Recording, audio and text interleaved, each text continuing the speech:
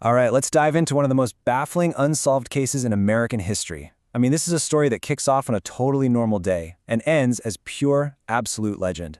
We're talking, of course, about the enduring mystery of D.B. Cooper. So, picture this. It's Portland International Airport, November 24th, 1971, the day right before Thanksgiving. Everybody's rushing around, trying to get home to family. It's that kind of busy holiday buzz. And it's this perfectly ordinary scene that makes what happens next so unbelievable. And it all starts with something so small, so mundane, you wouldn't even notice it. A guy, calls himself Dan Cooper, walks up and buys a one-way ticket to Seattle. Just one way. No plans to come back. A tiny little detail, right? But looking back, wow, does that feel ominous? So he gets on the plane, this quiet, unassuming passenger, and then he opens his briefcase. And what's inside? It's not work papers, that's for sure. It's a bomb. And just like that, a totally normal flight turns into a terrifying hostage situation. And then, just a couple of hours later, this same man is going to jump out of that plane into the middle of a raging storm with a bag full of cash and just disappear, completely gone. Okay, so let's get into the nitty-gritty of this. The flight itself, it's Northwest Orient Airlines Flight 305. Just a quick hop, a routine little trip from Portland up to Seattle. But this flight was about to become anything but routine. And here's what's so wild about this whole thing, his method. There was no screaming, no big dramatic scene. It was all just quiet. A controlled, terrifying threat, all delivered with this unbelievably calm demeanor. He passes a note to a flight attendant, and at first, she just kind of dismisses it, Thinks he's trying to give her his number or something. So he leans in and says, "Miss, you'd better look at that note. I have a bomb." Can you even imagine that? The complete shift from a normal, everyday interaction to that. And he says it politely. It's chilling. And just to show he meant business, he cracks open his briefcase for a second. The flight attendant gets a quick glimpse inside and sees a jumble of wires and some red cylinders. It looked just like dynamite. This was not a bluff. The threat was absolutely real. His demands were super specific. He knew exactly what he wanted. First, $200,000 in cash. I mean, back in '71, that's a fortune, well over $1 million today.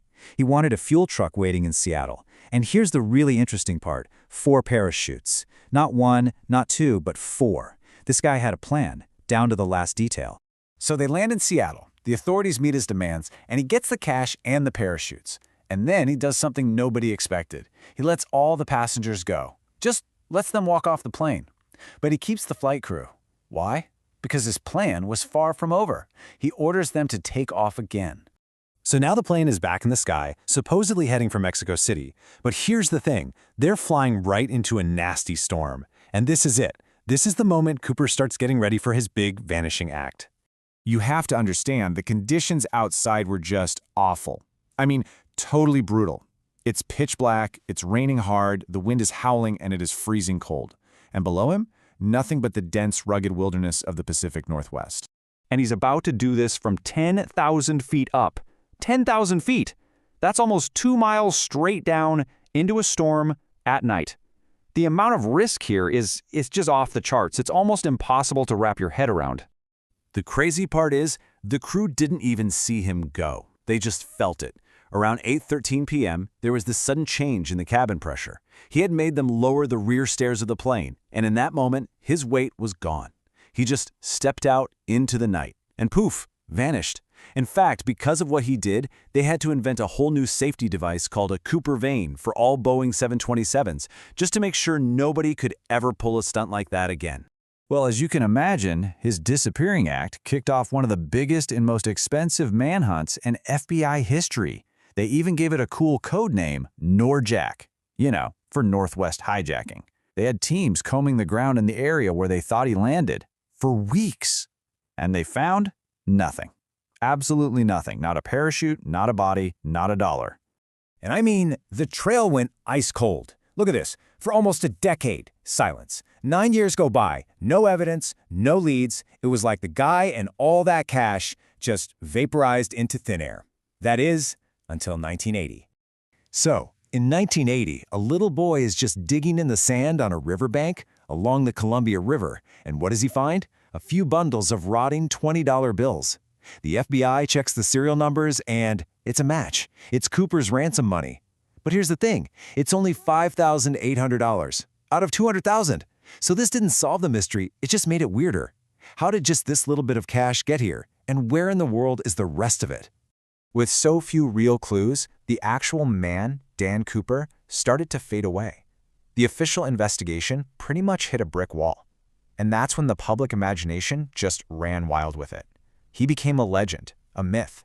For a lot of people, he wasn't just some criminal. He was this cool, anti-establishment folk hero.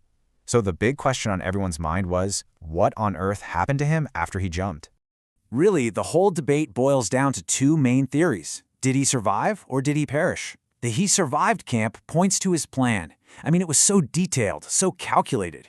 The FBI figured he had to be some kind of experienced paratrooper, maybe a military vet who knew exactly what he was up against. But then you have the "he perished" side. And honestly, most experts fall into this camp. They say there's just no way. Jumping into that freezing storm, over that brutal terrain, with the gear he had, it was a death sentence. And get this, the FBI chased this guy for 45 years. They followed thousands of leads, looked into more than 800 different suspects. And then, in 2016, they finally just suspended the active case. It's still the only skyjacking in U.S. history that has never been solved. It's just sitting there in the archives, this giant, frustrating question mark. So why are we still so fascinated by this guy decades later?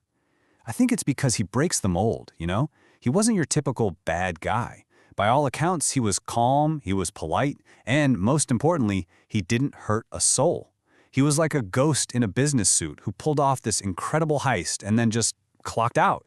And that's where the story leaves us, with this one giant unanswered question. Was D.B. Cooper some kind of criminal genius who pulled off the perfect crime and got away clean? Or was he just a man whose luck ran out that night, his story ending somewhere in the dark forests of Washington, leaving nothing behind but a ghost story written in the sky? We still don't know. The secret, it seems, vanished with him.